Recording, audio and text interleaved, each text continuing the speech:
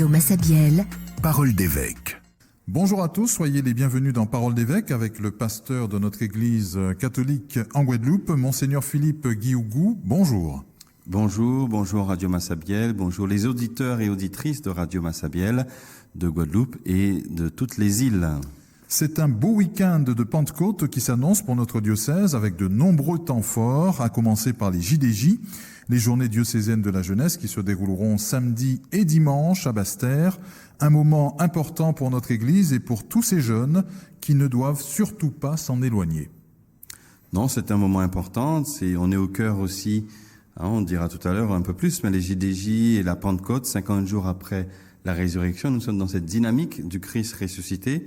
Rassembler les jeunes, c'est aussi dans la dynamique de ce que nous a demandé le pape, qui a débuté avec Jean-Paul II, ces fameux rassemblements des jeunes, pour montrer aussi ce souffle nouveau, ce souffle actuel que nous avons autour de la jeunesse. Donc rassembler les jeunes, c'est en plus qui viendront de tous les doyennés, c'est tout simplement leur dire, autour de vous, c'est une église vivante, c'est une église qui se construit et qui avance. Donc c'est avec impatience que j'attends mes premières JDJ, puisque je rappelle aussi, finalement, c'est une année de première aussi.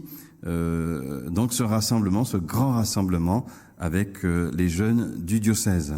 Qu'attendez-vous, Monseigneur, de ces JDJ 2024 ? Quel sera votre message à l'adresse de notre jeunesse en général ? Je parle de notre jeunesse qui est déjà en église et celle aussi qui est encore aux périphéries. Nous sommes autour le thème, c'est la joie de l'espérance que nous avons dans la parole de Dieu. Cette joie de l'espérance, qu'elle puisse, je puisse entendre finalement d'abord, puisque tout rassemblement, il y a une dynamique aussi de groupe, il y a une dynamique de carrefour, et on va permettre aux jeunes de se rassembler, de se découvrir, de se connaître et de partager autour du thème. Donc ça serait intéressant pour moi d'entendre un peu les jeunes qui s'expriment sur leur propre joie, leur propre espérance, à la hauteur de leur propre vie, à la hauteur des préoccupations qu'ils peuvent avoir en tant que jeunes. Donc d'abord, quel est concrètement nos jeunes de Guadeloupe, comment ils s'expriment là-dessus et qu'est-ce qu'ils disent ? Et puis, comment cette joie et cette espérance est éclairée par le message de l'Évangile ? Comment l'Évangile nous dit qu'il y a une joie à entendre ? On est dans la joie de la résurrection, par exemple. Et quelle joie cela nous procure intérieurement en tant que chrétien, en tant que jeune. Et cette fameuse espérance chrétienne, comme dit la parole de Dieu, une espérance qui ne déçoit jamais, mais encore faut-il que nous l'intégrions et nous prenions la mesure de cette espérance. Cette espérance, on peut dire, c'est aussi celle du salut, celle d'un Christ sauveur, c'est d'un Christ qui marche toujours à côté de nous, qui ne nous lâche jamais. Donc c'est un peu tout cela aussi que je vais vouloir partager, échanger avec ces jeunes, d'abord les écouter et à travers ce qu'ils disent, pouvoir aussi porter un message. Ces 2 journées seront très denses avec de la louange, des temps d'adoration, d'intériorité, de confession, des ateliers également. Et puis, comme point d'orgue, votre catéchèse samedi soir et la grande messe de clôture dimanche après-midi. Ce sera au gymnase Didier Dinard. La Pentecôte, c'est le temps propice pour de tels grands rassemblements d'église. Oui, c'est le temps propice pour de tels rassemblements d'église. Donc souvent, c'est un week-end qui est très chargé au niveau ecclésial. Et puis c'est en fait on revient aux sources même, à la genèse même, si j'ose dire, de l'Église. Une de ces genèses, c'est le souffle de Pentecôte, ces apôtres qui vont recevoir le souffle de l'Esprit, l'effusion de l'Esprit en fait, qui va ces langues de feu qui vont se déployer sur chaque apôtre présent et pour avoir comme mission d'annoncer l'Évangile, comme mission de propager la bonne nouvelle. Le souffle de l'Esprit, ils en auront besoin et puis ils vont en prendre conscience bien très rapidement au cœur de la mission, puisque cette mission, elle n'est jamais facile, elle rencontre des difficultés, des obstacles qui peuvent être inhérents à notre personnalité et à nos propres limites humaines, mais qui peuvent être aussi dus à ceux qui refusent et qui ne veulent pas entendre cette bonne nouvelle. Donc, on revient à cette source de dire, mais nous avons besoin du souffle de l'Esprit. Et donc que ce souffle de l'Esprit puisse souffler sur chaque chrétien, chaque catholique, chaque chrétien qu'ils puissent en fait repartir du bon pied et de se dire, face aux difficultés, face au découragement, face aux incompréhensions, face à ce Dieu qui quelquefois peut nous paraître plus éloigné, moins présent, que nous ayons cette conviction. Parce qu'en fait, en Église, on n'avance pas tant qu'on n'a pas une conviction intérieure. L'Église ne tient pas s'il s'agit uniquement de bonnes idées et de bonnes compréhensions intellectuelles de l'Église. Il faut qu'il y ait quelque chose qui vienne de l'intérieur, de cette persuasion et de cette certitude que le Christ est là et que son esprit souffle dans nos vies. Et c'est à partir de cette force-là dont nous avons besoin que les chrétiens vont propager la bonne nouvelle de l'Évangile. La Pentecôte, c'est donc cette grande fête qui marque le don de l'Esprit répandu et l'institution de l'Église universelle. Oui, cet esprit de force, cet esprit de sagesse, cet esprit d'intelligence, toutes ces marques de l'Esprit Saint qui vont décliner un peu la diversité aussi de la vie de l'Église, la diversité des charismes, la diversité des dons au sein de la vie chrétienne. Et donc, c'est ce déploiement que nous avons besoin pour notre vie. Et donc, l'Église est charismatique, en fait. L'Église est charismatique parce qu'elle a l'Esprit de Dieu, l'Esprit Saint, comme membre constituant de notre Église. Donc voilà, donc c'est cette Pentecôte, ce souffle que nous invoquerons et que nous demandons au Seigneur. Non pas que cet esprit ne souffle pas, l'Esprit Saint n'est pas là de dire bon, mais je vais attendre le dimanche de la Pentecôte. Moi, vous voyez, si moi souffle l'Esprit en l'Église, c'est pas ça. L'Église, l'Esprit qui a soufflé tous les dimanches, qui a soufflé tous les jours. Mais on a besoin, nous besoin peut-être marquer d'une manière symbolique. C'est la force aussi des sacrements, c'est la force des symboles, c'est la force des moments. Et puis aussi, nous sommes en train de marquer aussi d'Église ces 50 jours qui nous ont séparés de la résurrection. Donc il y a à la fois une symbolique, il y a à la fois une réalité ecclésiale. Nous n'inventons pas le fait que 50 jours après, eh bien, l'Esprit de Dieu a soufflé sur les apôtres. Donc nous ne faisons que revivre ce que l'Église a vécu il y a des milliers d'années. Et une manière de dire et de nous rappeler que le souffle de l'Esprit, eh bien, se propage tous les jours, à chaque messe, à chaque moment particulier de notre vie d'Église. Que vient nous souffler cet esprit de Pentecôte en cette année 2024, Monseigneur, au sein de notre diocèse? Esprit de Pentecôte que nous chanterons d'ailleurs lors des célébrations de ce week-end, un très beau chant. Oui, si on prend le chant, Esprit de Pentecôte, souffle de Dieu. Voici ton Église aujourd'hui rassemblée, Esprit de Pentecôte, souffle d'amour. Voilà. Et donc, ça peut nous rappeler qu'il y a toute la dimension d'Église et l'esprit d'unité. Et une Église qui se rassemble, c'est une Église qui marche et qui avance. Donc on a besoin de se rappeler que l'Esprit et que l'Église ne peut fonctionner que si elle a une tête, qui est le Christ. Et donc notre Christologie nous rappelle que nous sommes ses membres du corps, mais avec comme tête le Christ. Donc peut-être que c'est surtout cela que nous nous rappelons et que nous célébrons et que nous comprenons intellectuellement par la Pentecôte. La Pentecôte, l'Église a une tête, c'est le Christ, et à travers cette tête, c'est son souffle, son esprit qui souffle et qui signifie la présence de Dieu au cœur de nos vies. Un Dieu donc qui s'est incarné et un Dieu qui traverse le temps, l'alpha et l'oméga. Donc voilà un peu ce qu'on peut dire et ce que je dis à travers cette Pentecôte. Et donc ça veut dire que ce souffle, c'est aussi peut-être plus que surfer sur cette église diocésaine qui a accueilli un nouveau pasteur. Et donc, bien sûr, sur le Vélodrome, il y a forcément eu ce souffle envoyé au pasteur et envoyé à son église. Et c'est comment aussi ce souffle va nous envoyer vers et nous propulser vers une église du 21e siècle, avec laquelle nous avançons aujourd'hui en Guadeloupe. On pense, Monseigneur, à tous nos jeunes en paroisse qui vont recevoir le sacrement de la confirmation durant ce week-end. Nous y reviendrons dans un instant. Recevoir l'Esprit Saint, qu'est-ce que cela change en nous? Que recevons-nous en recevant l'Esprit? en recevant l'Esprit, que nous avons déjà reçu au baptême, nous recevons ce souffle nouveau, comme le disent un peu les jeunes, une manière de bien confirmer, une prise de conscience aussi de ce que nous avons reçu bébé.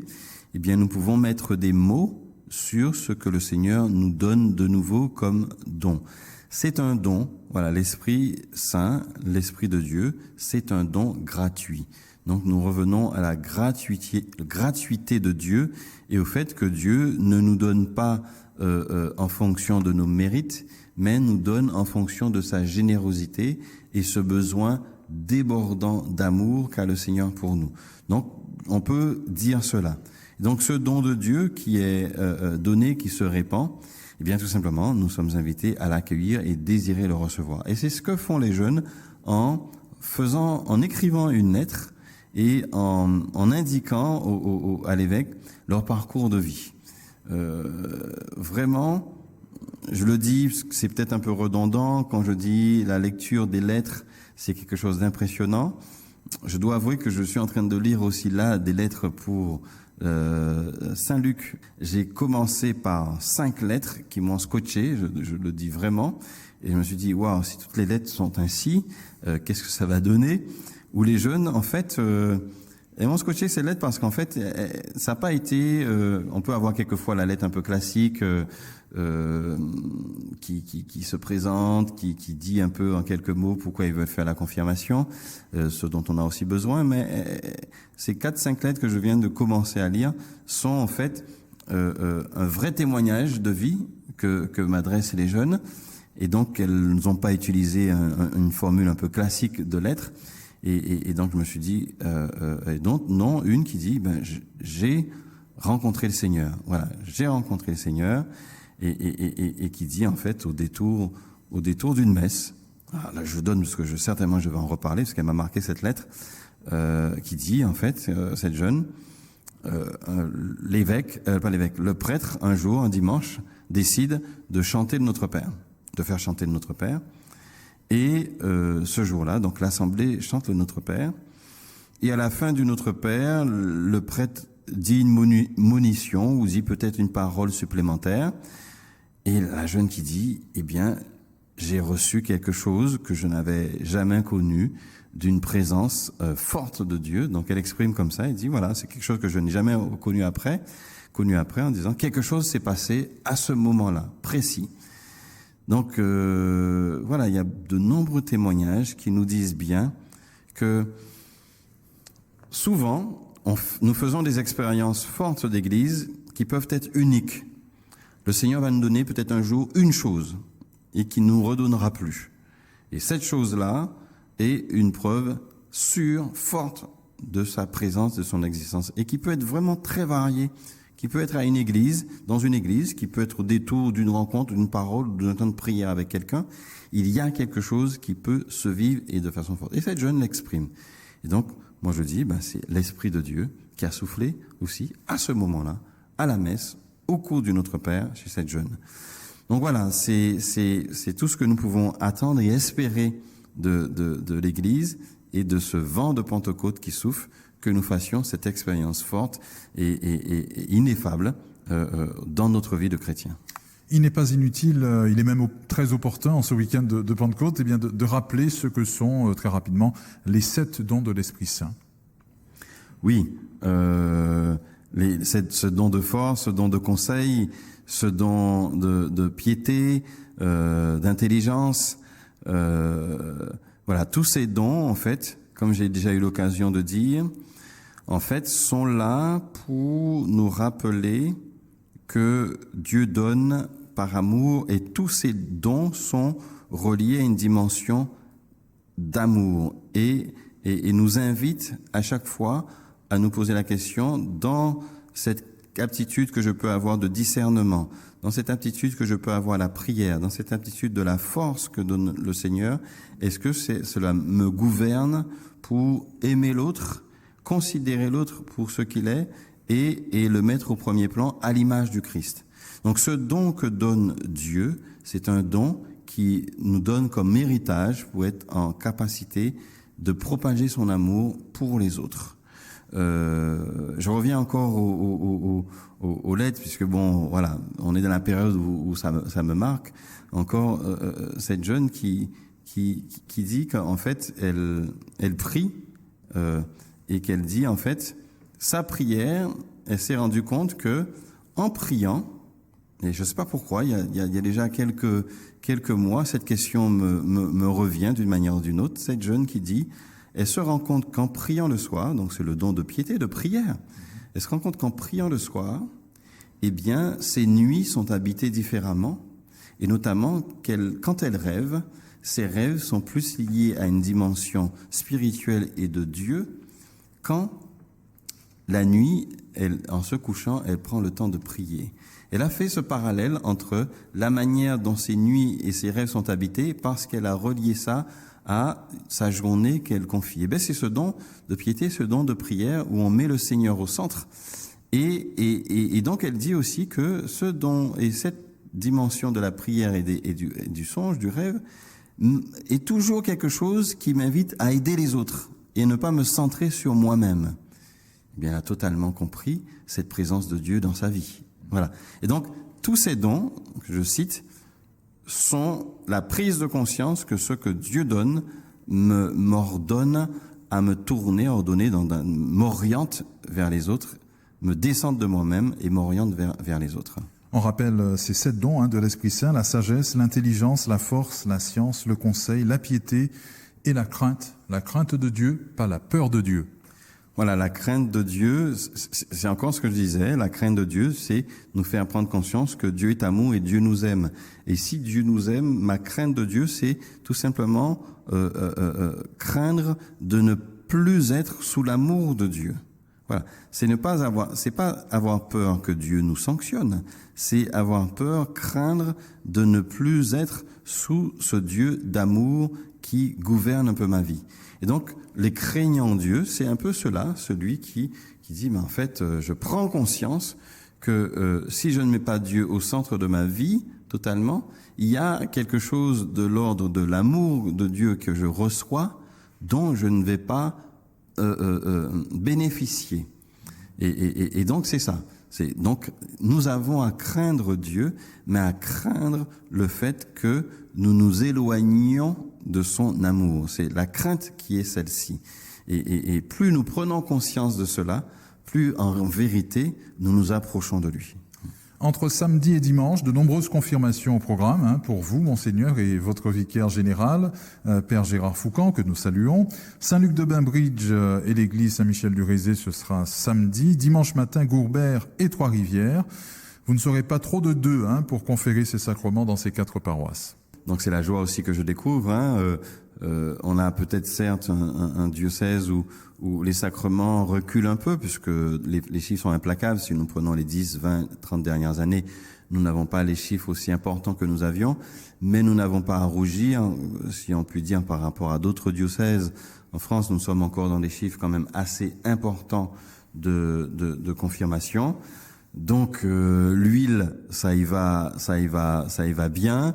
Je dois surtout pas oublier mon petit bocal d'huile pour en cas où il en manquerait sur les paroisses, parce que oui, nous sommes en train de distribuer le Saint-Crème à tour de bras. Donc c'est une grande joie que de marquer ce front des jeunes en disant soit marqué, reçoit le don de l'Esprit Saint, soit marqué du don de l'Esprit Saint.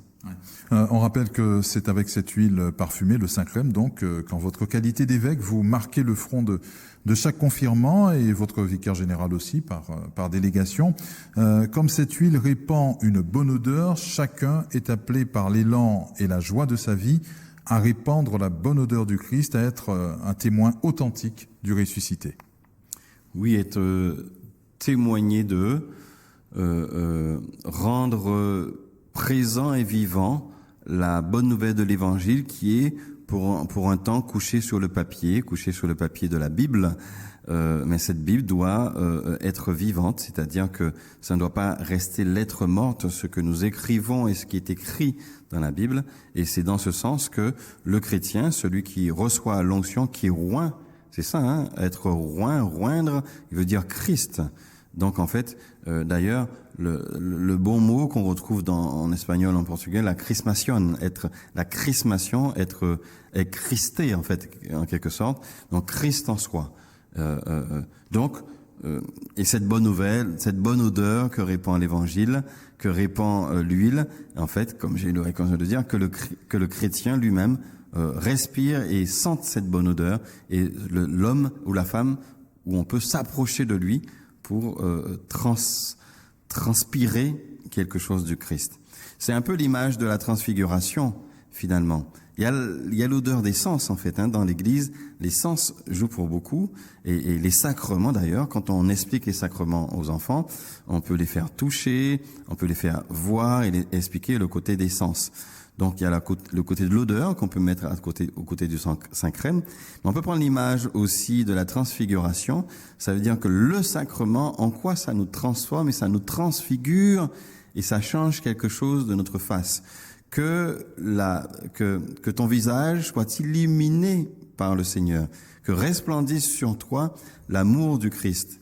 Voilà. Eh bien, il y a quelque chose de l'ordre de la transfiguration qui s'opère en nous à travers un sacrement. Nous pouvons revenir aussi, Monseigneur, sur ces 140 confirmations d'adultes. Le week-end dernier, c'était à Saint-Pierre et Saint-Paul. Ce fut un grand moment pour notre Église, pour tous ces confirmants et pour vous aussi, en tant que pasteur de notre Église. Oui, ce fut un grand moment que de retrouver. En fait, quand on fait le calcul, je voulais le dire, mais on peut le dire aussi là, je voulais l'exprimer aux confirmants et aux confirmés. Quand on fait le calcul, 140, au bout de 3-4 ans, en fait, on a créé une paroisse. En fait, 140 fois 4, si on veut dire fois 4, ça fait plus de 500, ça fait bien 500 paroissiens. 500 paroissiens, soit un week-end, certaines paroisses peuvent se dire, est-ce que nous avons 500 paroissiens qui viennent? Voilà. Donc finalement, on crée une nouvelle paroisse quasiment tous les 4 ans par le nombre de chrétiens que nous baptisons. Donc c'est pour dire l'importance qu'il y a de ces chrétiens jeunes adultes ou jeunes ou grands ados, jeunes adultes que nous accueillons. Donc c'est une force vive importante qui arrive sur un diocèse. Donc c'est donner cette place à ces chrétiens qu'ils nous apportent leur fraîcheur, leur nouveauté, quelquefois leur compétence et l'amour de Dieu, l'accueil de Dieu qu'ils ont dans leur vie. Donc c'est les bras ouverts que nous accueillons ces nouveaux chrétiens parce qu'ils sont nouveaux au sein de notre diocèse.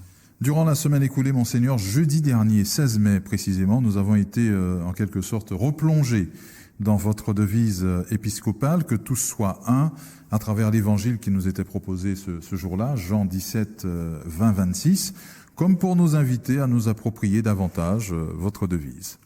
Oui, voilà, ça m'a fait sourire, effectivement, que tous soient un.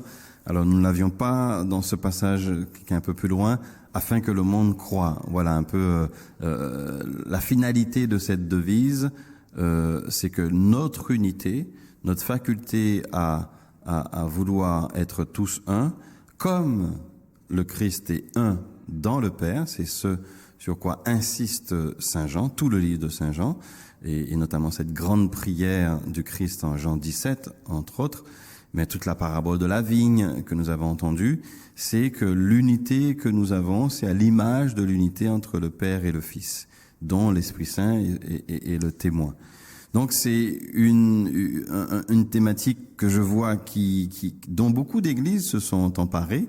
Donc j'ai cette intuition et cette impression que cette devise a été accueillie et que même souvent quand j'échange avec dans d'autres cadres politiques ou associatifs, cette devise revient.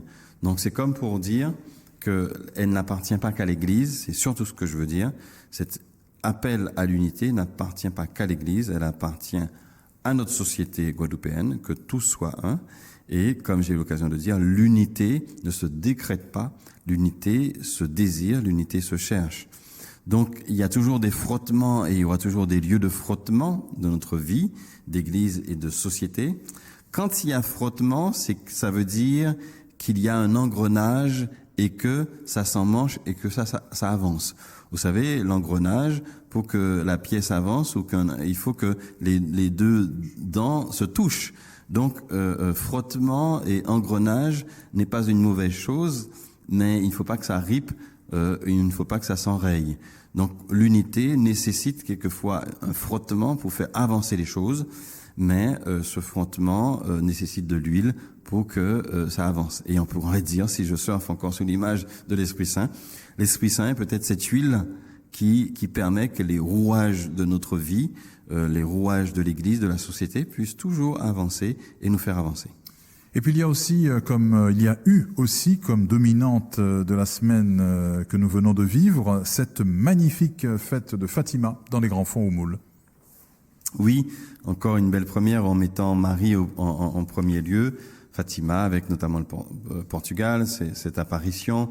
Et comme il y a souvent comme constante Marie, quand elle apparaît pour nous mettre en garde, pour nous inviter à la paix, c'est le message finalement de Fatima, de dire si l'homme s'oppose et se met contre l'homme, il se détruit. Et donc c'est souvent une mise en garde.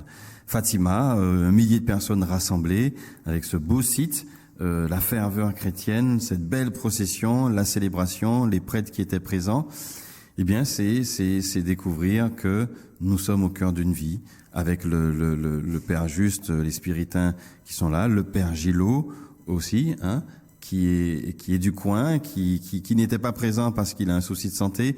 Donc ça me permet encore de dire comment nous prions pour lui. Mais j'ai eu l'occasion de le voir juste avant la célébration.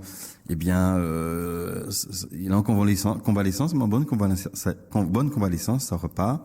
Donc voilà, donc c'est tout un peuple rassemblé. Il y avait même le maire qui était là.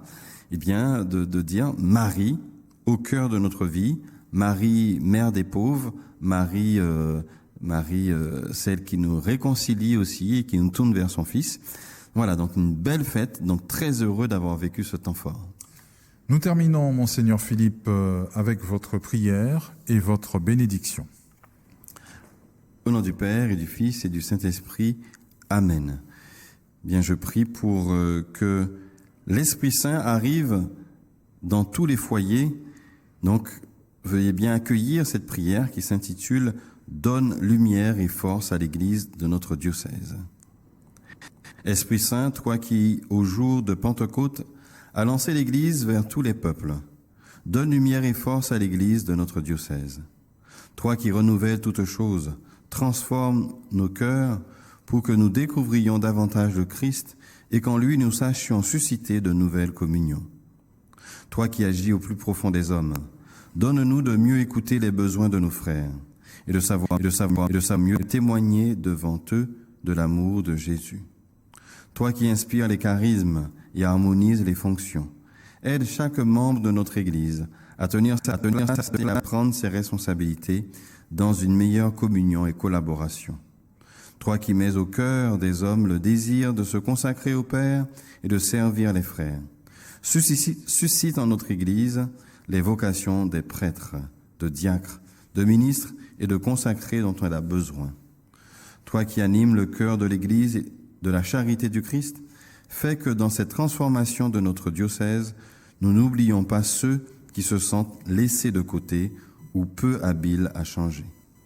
Toi qui unis le Père et le Fils dans un unique amour, communique-nous cet amour pour que nous devenions vraiment cette Église une et envoyée. Et que l'amour de Dieu, que son esprit se répande dans les cœurs et dans tous les foyers, au nom du Père et du Fils et du Saint-Esprit. Amen. Bonne fête de Pentecôte à toutes et à tous.